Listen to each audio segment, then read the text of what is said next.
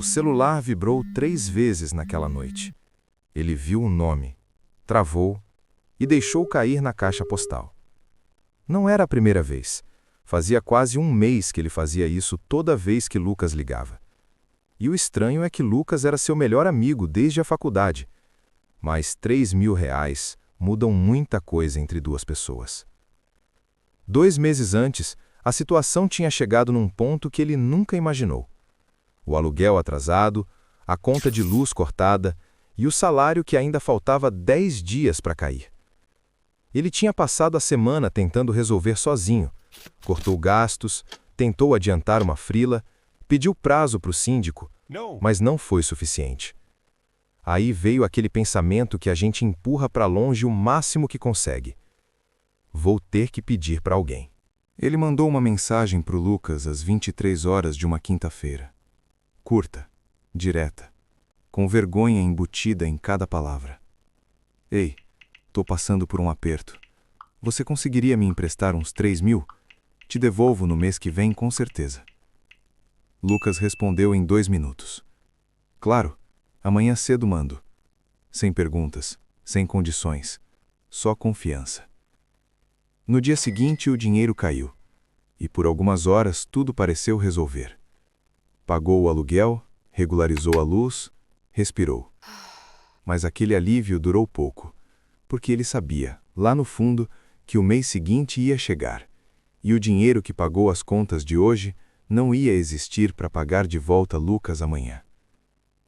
O mês passou rápido, como sempre passa quando a gente deve alguma coisa. E no dia combinado, o saldo na conta era R$ 847. Não 3.000. R$ 847.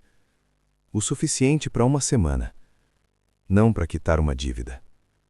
Lucas tinha mandado uma mensagem 2 dias antes. Simples, sem cobrar diretamente. Tudo certo aí? Aquelas 3 palavras pesavam toneladas. Ele ficou olhando para a mensagem por quase 10 minutos. Digitou "Oi", apagou, digitou "Cara, sobre o dinheiro", apagou de novo e fechou o aplicativo sem responder. O que veio depois foi pior do que a dívida em si. Era uma segunda-feira quando ele viu que Lucas tinha aparecido no status do WhatsApp. Uma foto dos dois juntos, de um churrasco no ano passado, com a legenda "Saudade dos tempos simples". Ele não curtiu, não comentou. Ficou olhando por um segundo e saiu da tela. Porque curtir parecia hipócrita e ignorar parecia covarde. Então ele não fez nada, como vinha fazendo há semanas. Teve um domingo que Lucas ligou enquanto ele estava no almoço de família. Ele olhou para o nome da tela, colocou no silencioso e enfiou no bolso.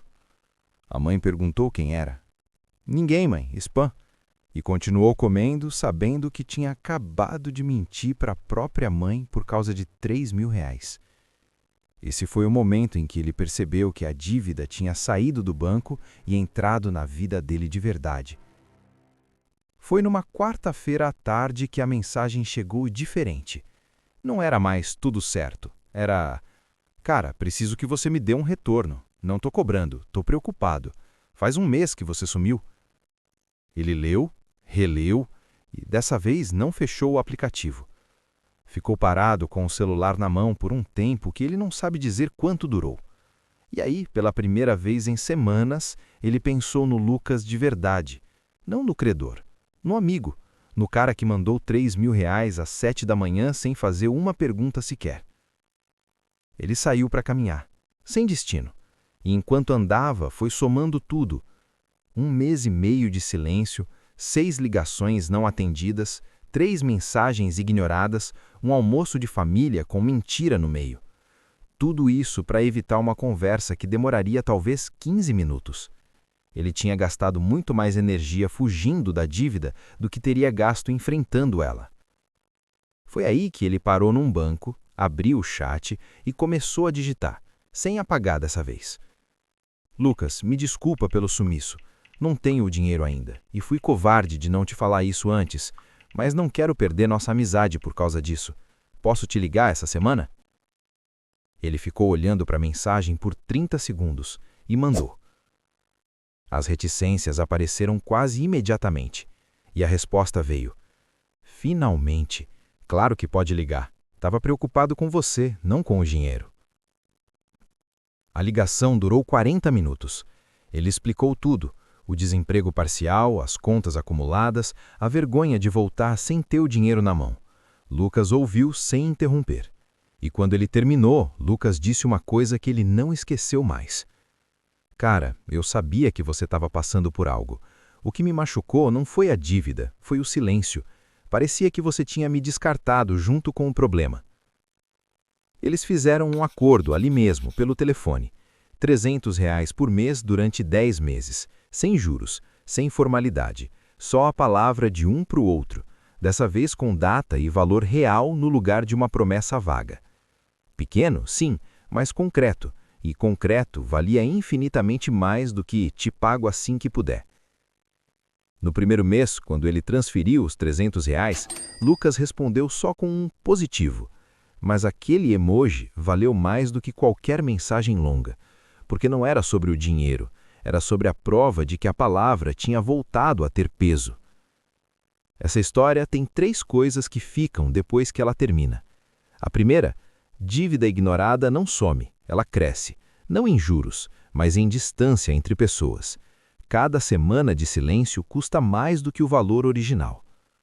A segunda, uma proposta pequena e honesta destrói uma promessa grande e vaga. R$ 300 por mês, dito de frente, vale mais do que te pago tudo em breve, dito para se livrar da conversa. Quem emprestou não quer só o dinheiro de volta, quer saber que a confiança não foi desperdiçada. A terceira, a fuga custa mais do que o enfrentamento. Ele gastou semanas de ansiedade, mentiras e distância para evitar uma conversa de 40 minutos. O medo da conversa nunca é proporcional à conversa em si. Se você conhece alguém que está vivendo essa história agora, salva esse vídeo. Não precisa de comentário, não precisa de nada. Às vezes a pessoa só precisa ver que tem saída.